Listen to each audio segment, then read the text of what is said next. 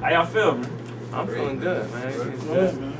That's what it is. What it is. So, G-Unit album, new one. Yeah, TOS. TOS, Okay. Terminate on site, man. I mean, this project, it's cool. It's different process making it than the first Unit album. Cause I mean, had more of a straight, like a more impactful on them as far as creating the direction creatively. This album, they offered like shit that I was like, alright, yeah, we gotta keep that. That's Used to crazy. that. Like, yeah, like it's. But since then, like he A&R the Curtis album.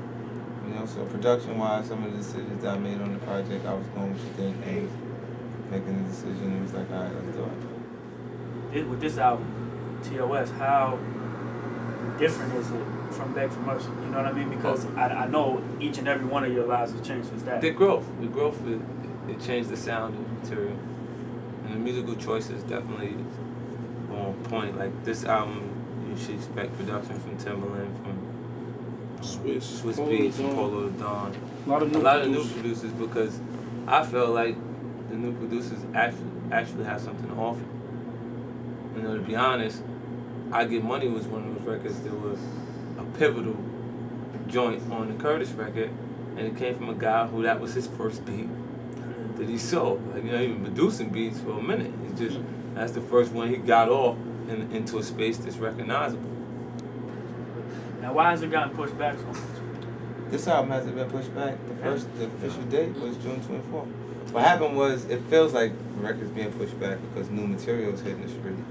Like Return of the Body Snatchers, the first CD came out, and then Elephant in the Sand came out.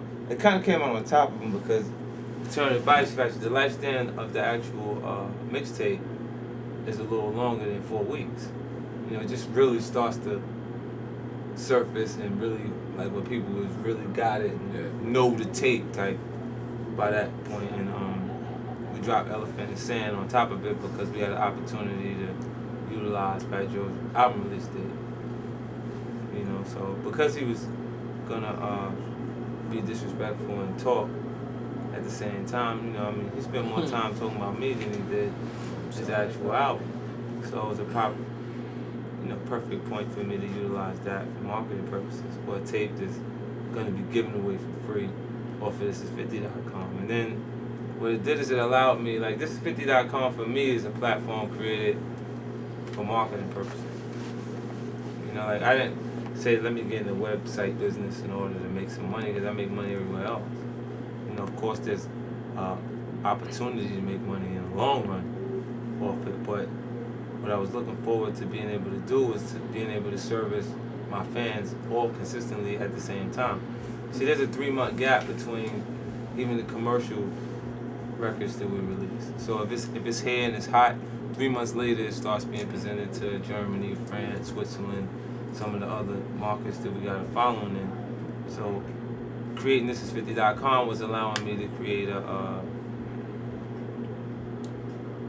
that was allowing me to create a space virally that my fans could go to and actually get the material that we're putting out for promotional purposes. Because a lot of times internationally they weren't receiving the mixtape. Now we'll have an opportunity to continuously impress our fans on an international level at the same time, because we toured in different markets, you know, and had an opportunity to run thisis50.com through the LED screens.